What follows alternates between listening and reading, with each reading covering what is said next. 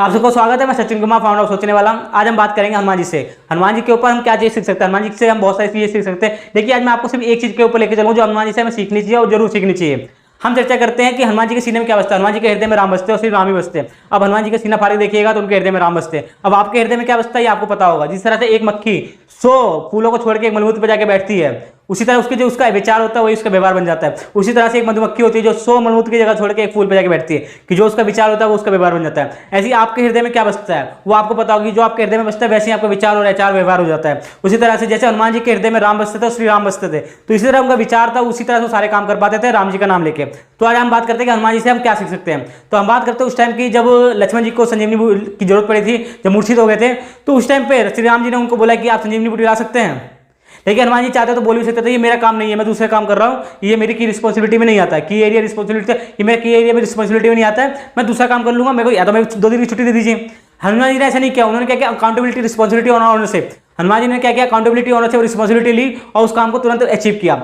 आप मेरी वीडियो पे आते हैं तो आपको पता लगता है कि एक जिम्मेदारी एक ऐसी चीज है कि दी नहीं जाती है, ली जाती है। एक जिम्मेदारी ही ऐसी चीज होती है जो दी नहीं जाती, ली जाती है। इसका क्या मतलब हुआ कि जिम्मेदारी किसी को जबरदस्ती नहीं दी जाती है। जिम्मेदारी एक ऐसी चीज होती है जो ली जाती है। लेने का क्या मतलब, हनुमान जी ने रिस्पॉन्सिबिलिटी, जिम्मेदारी ली, जिसके चक्कर में क्या वो संजीवनी बूटी लाने के चक्कर में वो तुरंत ये बिजली की तेज की रफ्तार की तरह से वो गए और संजीवनी बूटी पर्वत जाके पहुंच गए। और वहां पर भी जाके क्या वो उनको संजीवनी बूटी की पहचान नहीं थी, वो वहां पर भी जाकर वापस लौट के आ सकते थे। लेकिन वो वापस लौट के आते और राम जी को बोलता कि आपने तो मुझे कोई सैंपल तो दिया नहीं था, संजीवनी बूटी को कोई सैंपल तो दिया नहीं था, मैं क्या लेके आता था। वो वापस आया था और राम जी सही में गुस्सा नहीं करते कि वाकई में राम जी ने कोई उसको सैंपल तो दिया नहीं था कि आइए आपका सैंपल है, इसको देख के आप संजीवनी बूटी ले आइएगा। वहाँ पे तो बहुत सारी बूटियाँ थी, लेकिन नहीं, हनुमान जी ने क्या किया, अपनी रिस्पॉन्सिबिलिटी, ऑनरशिप, अकाउंटिंग रिस्पॉन्सिबिलिटी, ये 3 चीज को ध्यान में रखते हुए पूरा का पूरा पर्वत एक हाथ से उठा के लेके आ गए।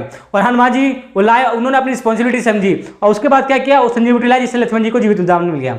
आज के टाइम पे क्या होता है, जो भी ऑफिस में काम करता है 2 टाइम लंच, 2 टाइम पंच, 1 टाइम लंच, जिंदगी टंच। बात समझे, ऐसी जिंदगी नहीं बिताई जाती है। आपको रिस्पॉन्सिबिलिटी लेना बहुत ज्यादा जरूरत है। हनुमान जी से हमें सीखना चाहिए कि अकाउंटेबिलिटी, रिस्पॉन्सिबिलिटी और ऑनरशिप, ये तीनों चीजें हो जाता है ना तो आपको कॉम्बिनेशन बहुत ज्यादा हो जाता है और आप लाइफ में बहुत कुछ कर सकते हैं। आज के टाइम पे 3 तरह के लोग रहते हैं। अब आपको डिसाइड करना है कि आप 3 तरह के लोगों में से आप किस कैटेगरी में आते हैं। पहला तो एक ऐसा काम करते हैं जो दुनिया देख के हैरान हो जाती है। दूसरा, जो देखते हैं और वो देखते कि हो क्या गया। और तीसरे लोग वो आते हैं कि देखते ही रह जाते हैं कि हुआ क्या। मेरा कहने का मतलब है कि आप किस तरह की कैटेगरी का बंदे आते हैं। एक होता है कि आप करके दिखाते हैं कि क्या किया आपने, दूसरा होता है कि देखते रहते हैं कि आपने किया क्या, और तीसरा होता है कि वो हैरान हो जाते हैं कि हुआ क्या।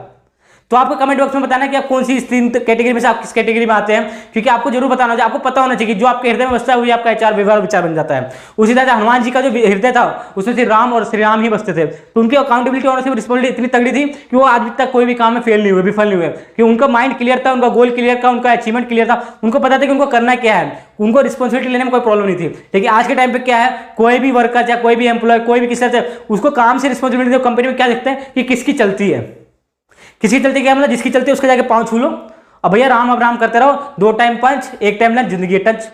ऐसी जिंदगी नहीं कटती है, सीधी सी बात है। आपको हनुमान जी चीज जरूर सीखनी चाहिए कि ऑनरशिप, अकाउंटेबिलिटी और रिस्पॉन्सिबिलिटी, अकाउंटेबिलिटी, ऑनरशिप और रिस्पॉन्सिबिलिटी, ये बहुत ही ज्यादा महत्वपूर्ण चीज हो जाती है जो हमें उनसे सीखनी चाहिए और जरूर सीखनी चाहिए। क्योंकि हनुमान जी भी तो कह सकते थे ना कि मेरा एरिया का काम नहीं है, आज आप किसी थाने में चले जाइए, वो क्या बोलते हैं मेरे एरिया के नहीं, आप किसी और थाने में जाइए, क्योंकि उन्होंने ना अकाउंटेबिलिटी ली, ना रिस्पॉन्सिबिलिटी, ना ऑनरशिप ली। और इसी तरह से क्या होता है, जो अकाउंटेबिलिटी, ऑनरशिप, रिस्पॉन्सिबिलिटी लेता है वही लाइफ में कुछ कर पाता है। आज हम उनकी चर्चा क्यों कर रहे हैं, क्योंकि वो उतने डिसिप्लिन थे, उतने उनकी रिस्पॉन्सिबिलिटी थी, उतनी तगड़ी थी।